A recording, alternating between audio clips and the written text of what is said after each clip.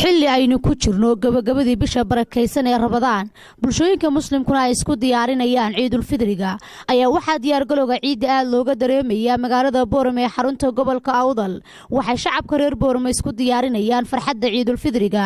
iyadoo ay gabi ahaanba aad mashquul u yihiin suuqyada waaweyn wadooyinka iyo goobaha ganacsigu haddaba qaar ka mid ah dadweynaha magaalada Boorame oo aan saaka la dhexmarnay makarafanka Kalsan TV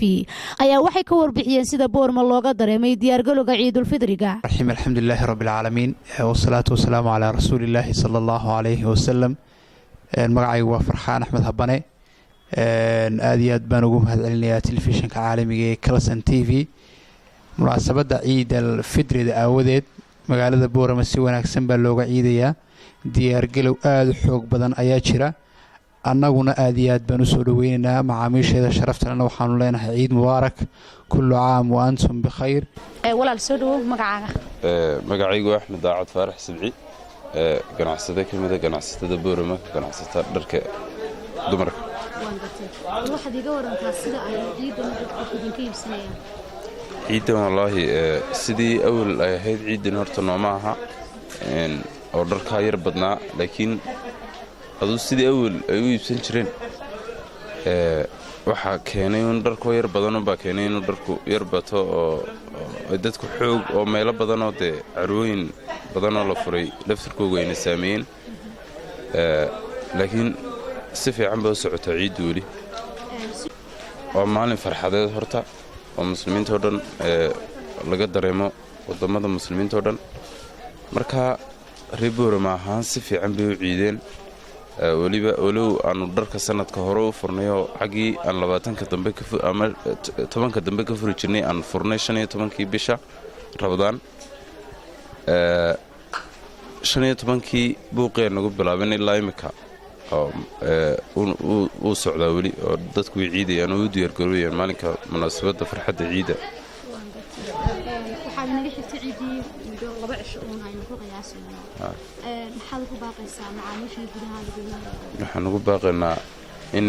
farxadda ciidii aan ciidin ay ku soo dhawaadaan toobabaad qurux badan oo sanadkeenii keenay sidoo walba nooga barateen magaalada waxaan ciisiin jirnay ilaa 40% khaasatan meeradeedo kaliya oo waxaan dhar aad u tiro badan baan keenin jirnay walow aanu ku celinay sanadka qaarkood jilmad haddana dharkii waan haynay ku soo dhawaada banaano si farxad ah u ciida bismillahir rahmaanir rahiim aad baa maasantiin Kalsan TV oo nagu soo booqatay bacadlaha ugu weyn magaalada Boorama waxaan ku suganahay bartamaha ugu weyn bacadlaha ee magaalada Boorama haddaan ka warramo ciida iyo sida loo ciidayo run ahaantii ciidani dadku si fiican bay u ciidayaan dharkana si wanaagsan bay u iibsanayaan run ahaantii waa xilliyada shaqada ugu badan ay ka socoto bacadlayaasha dhexdooda oo dadku ay ciyaalka ay ciidsiinayaan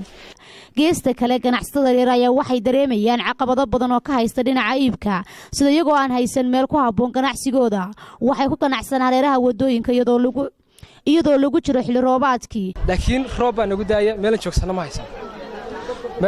ma haysan roob baa nagu daaya wadna aragtaano biyahaas dhinac walba ay noo soo jireen waayo habeenada waqtiyada qaarkood anagoo shaqaynana habeenkii oo xaliyo kala wada arkisay ayuu roobku nahay kala yaaca suuqa naga joogsanay markaa midda kale wad in meel noo sameeyo hadhoon joogsano waayo meel ka shaqeyno kala ma helna moogta dawladda waxa ka codsanaa inay meel joogsano noo sameeyaan deexada Daawud Yarweyne Kalsan TV Boorama